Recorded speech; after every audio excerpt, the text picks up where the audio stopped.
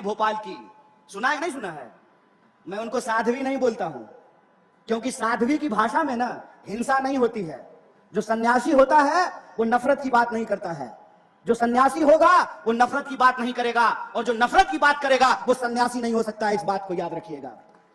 तो वो जो सांसद हैं उन्होंने हिंसा की बात की, तो मुझे इसमें ना एक जो है साजिश दिखाई देता है। साजिश जानते हैं क्या है? वो सांसद महोदया एक्चुअली जय शाह के पापा का मजाक उड़ा रहे थे। जय शाह के पापा का मजाक कैसे उड़ा रहे थे? देश का गृह मंत्री कौन है? अमित शाह है ना। तो कानून व्यवस्था का पालन करना किसका काम है? अमित शाह का। तो साध्वी ये कह रही थी कि अमित शाह निकम्मा है, इसीलिए अपने घर में चाकू तेज कर लिए, यही कह रही थी ना।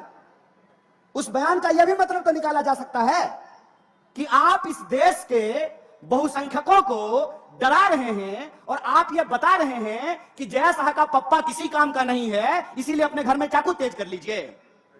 यह बात आपको ठीक लगती है?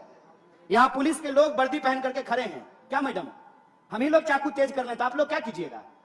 उत्तर प्रदेश पुलिस की तरह मुंह से ही ठाई ठाई कीजिएगा? क्या कीजिएगा बताइए?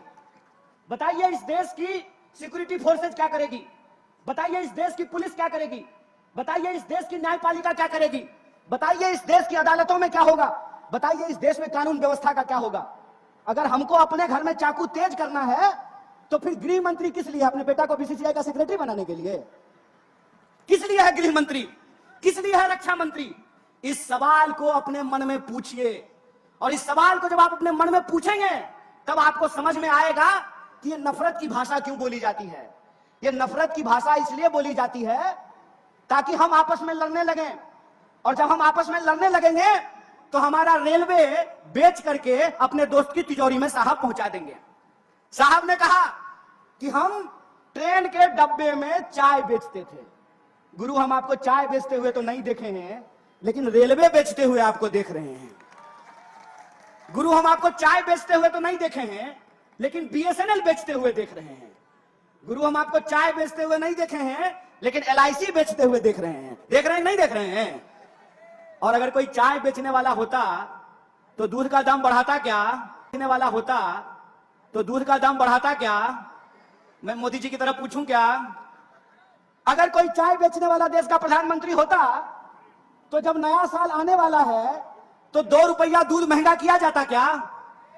दूध से इनका नाता नहीं है, चीनियों से जरूर है। दूध से नाता हो ना हो, चीनी से जरूर है। और यह बात मैं क्यों बोल रहा हूं? पहली बार ऐसा हुआ है कि कोई हमारे यहां आ गया, गलत किया। पूरी तरीके से भारतीय राष्ट्रीय कांग्रेस चाइना का विरोध करती है, उसकी निंदा करती है कि चाइना को कोई अधिकार नहीं है कि हमारी सीमा में घुसे, और अगर घुसेंगे तो हमको अपने देश के जवानों पे भरोसा है।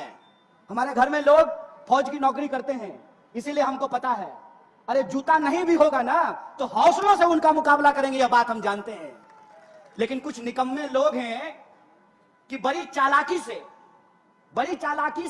वर्दी के पीछे छुप जाते हैं। कभी वर्दी को बदनाम कर देते हैं, कभी वर्दी के पीछे छुप जाते हैं।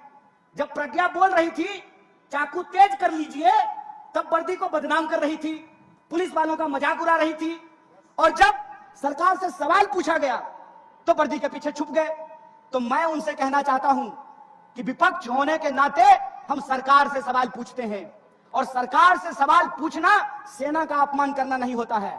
सरकार यह जवाब दे कि प्रधानमंत्री जब कहते हैं कि ना कोई आया था ना कोई आया है, तो हमारे जवान घायल कैसे हुए, इस सवाल का जवाब रक्षा मंत्री को देना चाहिए। दोस्तों, हम एक गंभीर परिस्थिति से गुजर रहे हैं, इसीलिए भारतीय राष्ट्रीय कांग्रेस जिस तरीके से मजबूत विपक्ष की भूमिका निभा रही है, हमारे एक एक कार्यकर्ताओं को इस देश के एक एक घर तक पहुंचना पड़ेगा। और जो हमारी विचारधारा है, वैष्णव जनते तेने कहिए पीड़ पड़ाई जाने रे। वैष्णव होने का मतलब होता है दूसरे के दुख दर्द में शामिल होना। और आज इस देश का दुख दर्द क्या है? दुख दर्द यह है कि जीएसटी और नोटबंदी के चलते इस देश के व्यापार को तबाह कर दिया गया है। दुख दर्द यह है कि 100 में से 45 लोग बेरोजगार होकर के घूम रहे हैं।